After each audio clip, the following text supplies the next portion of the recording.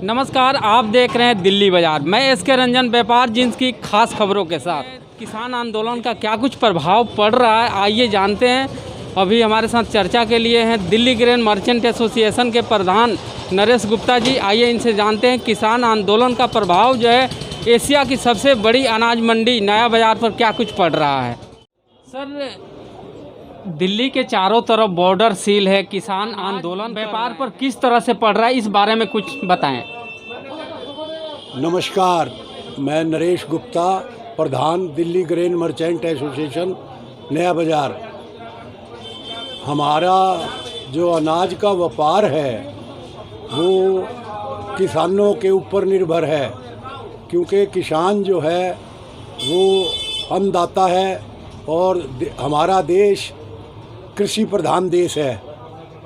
तो हमारी जितनी भी पूरे देश की अनाज की मंडियां हैं वो सब किसानों पर निर्भर हैं। तो आज काफ़ी समय से किसान जो है आंदोलन कर रहा है, तो मंडियों काफ़ी बंद भी हैं और सारा अनाज का व्यापार किसानों का, क्योंकि किसान एक अनाज के व्यापार की बहुत ही महत्वपूर्ण कड़ी है, तो उससे सारा व्यापार अनाज का अस्त व्यस्त हो रहा है।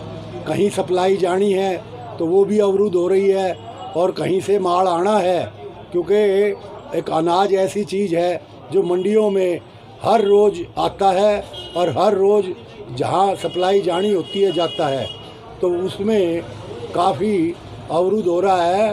तो मेरा केंद्र सरकार से निवेदन है कि इस किसान भाइयों का, क्योंकि हमारा देश कृषि प्रधान है और बिना किसानों के हमारे अन्नदाता हैं, तो इनकी जल्द से जल्द समस्याओं का समाधान करना चाहिए और सरकार को तुरंत इनका निदान करना चाहिए समस्याओं का, और जो भी इनकी मांगें हैं वो बातचीत से जल्द इनकी माननी चाहिए, ताकि पूरे देश में जो अनाज की मंडियों में किसानों का और सारा व्यापार अनाज का दिन पे दिन अस्त व्यस्त हो रहा है, वो व्यापार जो है सुचारू रूप से फिर दोबारा चल सके।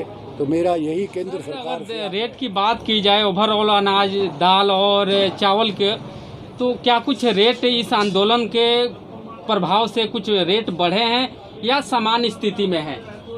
देखिए, अनाज की कहीं भी किसी प्रकार की कोई कमी नहीं है, लेकिन क्योंकि एक हफ्ते से आवागमन की आने जाने की परेशानी की वजह से, तो हो सकता है कहीं पे रुपया 2 रुपया कि भाई कम ज़्यादा सप्लाई ना होने की वजह से, या मंडियों में कारोबार अस्त व्यस्त हुआ है, हमारे किसान भाई जो है वो सड़कों पे हैं, तो उस वजह से थोड़ा बहुत कोई 1-आध रुपये का फ़र्क हो तो हो।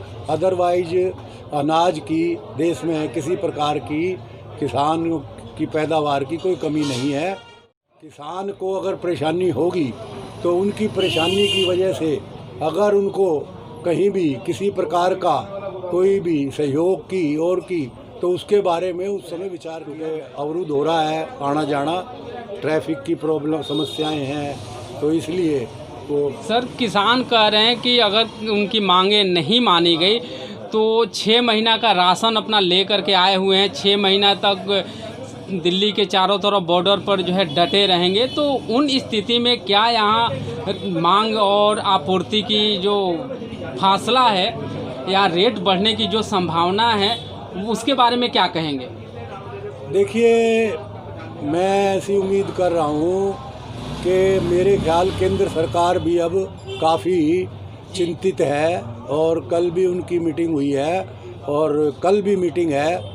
तो मेरा तो केंद्र सरकार से आग्रह है कि ऐसी परिस्थिति को पैदा ही ना होने दें और तुरंत इनकी मांग जो भी हैं उसमें इनको जो भी सरकार ज़्यादा से ज़्यादा कर सकती है, क्योंकि किसान हमारा अन्नदाता है और देश हमारा कृषि प्रधान देश है।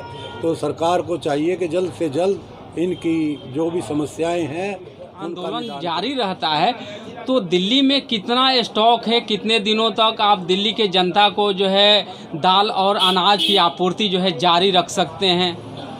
देखिए, दिल्ली में अनाज दालों की किसी प्रकार की कमी नहीं आएगी और ना ही हमारा व्यापारी आने देगा।